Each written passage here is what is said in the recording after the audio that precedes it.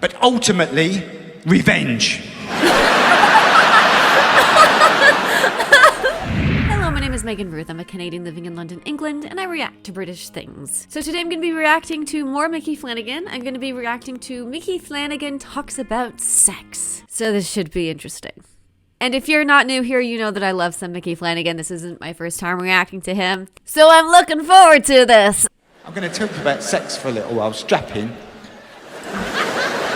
Isn't it funny now? Sex, everyone's fucking gone sex mad, haven't they? Every time are you having the best sex? Are you having the longest sex? You having the fucking hardest sex? Woo! I blame pornography. Consumption of pornography. It's got out of hand.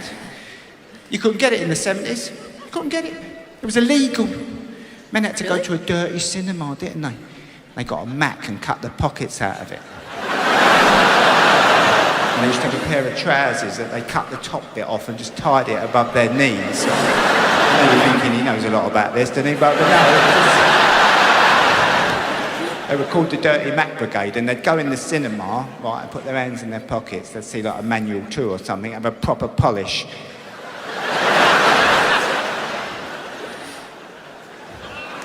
That's what men did. I'm giving it to you in the street here, people. And you get to the 80s. Sadly, much more common pornography because you had people the video recorder turned up, didn't it? And suddenly you could get a film. Every factory, every warehouse had a bit of a nonce in it. Geezer who reproduced them. In our factory, it was a geezer called Colin the Polisher. He'd come up and go, I've got some films, Mick, for the weekend, got some films. They're blinding. They're from the continent. He only had 3 teeth. Fuck me. Mahogany, yew and dark oak. And use them as a colour chart. Do you want the mahogany or the dark oak? He was a proper nonce. Do you want a film for the weekend? And what you did was you got the film for the weekend, £3, something like that, and you took it home and you plied the wife with Martini the Bianco. Right?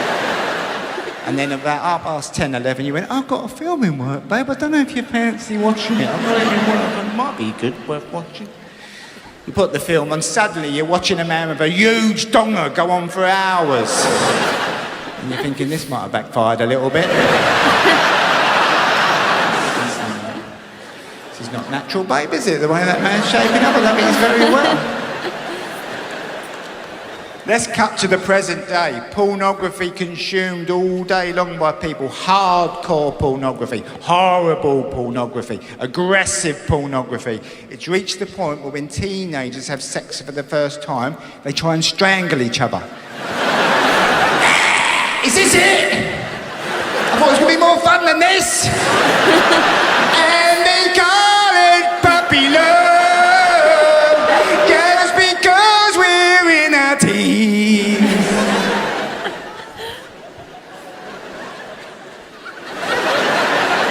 Teenage pregnancy is nothing new, is it? You know, it's been in the news lately about they want the teenager to abstain and things like that. But teenagers were still shagging each other back in the 70s, but they got married if they got someone pregnant.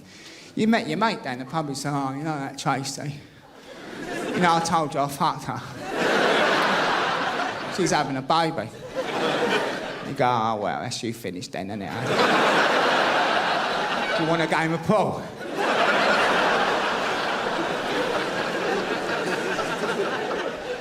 Lives in the balance. I like nudity indoors. I don't like public nudity. I've tried it. Me and my wife went on a little Greek holiday once and she talked me into going to the bleeding nudist beach. Now, there's a problem if you're a male from the UK. You've been covering your penis up for legal reasons all of your adult life. And suddenly you're just walking about in front of people. And the penis is not having it. It goes, what the fuck are you doing? What are you doing? You're going to get slipped. And it hides in the pubes.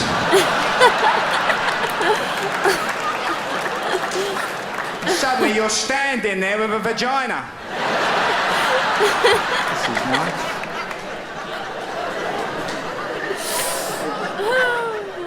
Because you can't do what you do after 5-a-side or swimming, when most men give it a little tug and liven it up a little bit.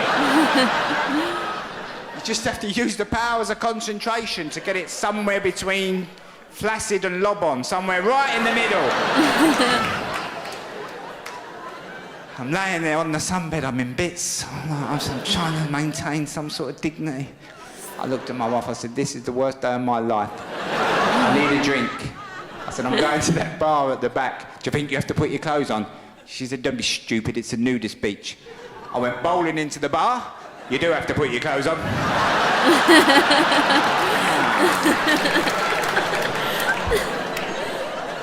Never has a lager taken so long to pour. A slow realisation that everyone else has got their clothes on.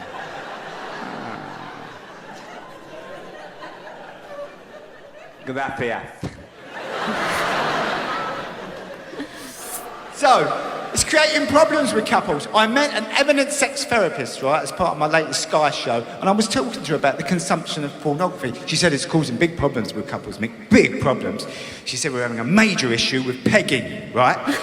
Pegging, right, for those who don't know, is when the female of the species, who is more deadly than the male, right, she puts on a strap-on dildo and she penetrates the man anally.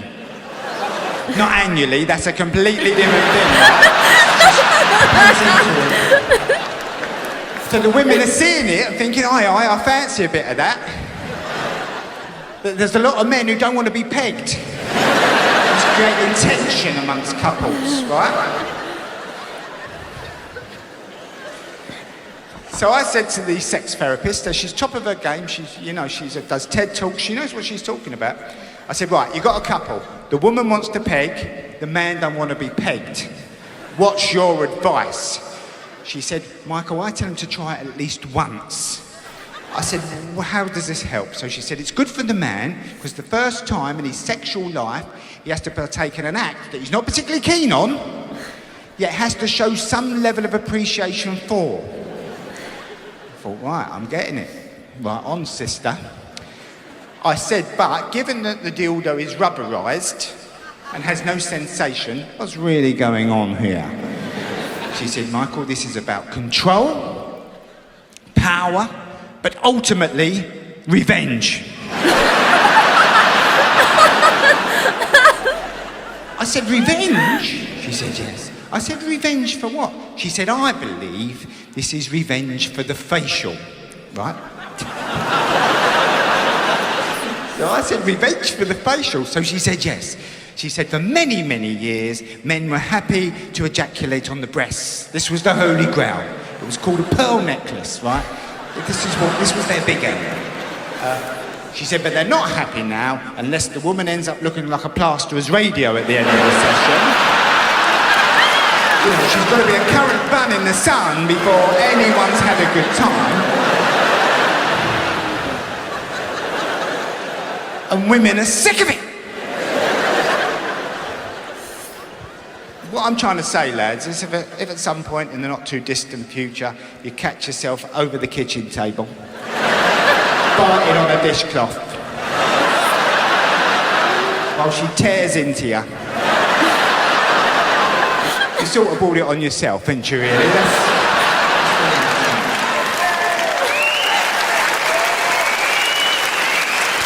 So, I thought I'd do that bit at the next Royal Variety performance. What do you think? Yeah? I won't be doing that again. They keep on asking me to do it. I'm not bowing and scraping in front of that big-eared cunt. No fucking way.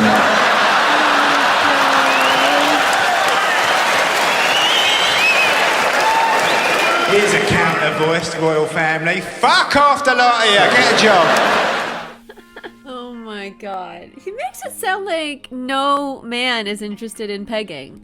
I heard, I'm not sure if this is true, but I heard that the male G-spot is in the anus? Isn't it? Like it's up there. That's what I heard. I don't know if that's right. I don't know if you have any more insight, let me know. Not all men don't like pegging. God. That was hilarious.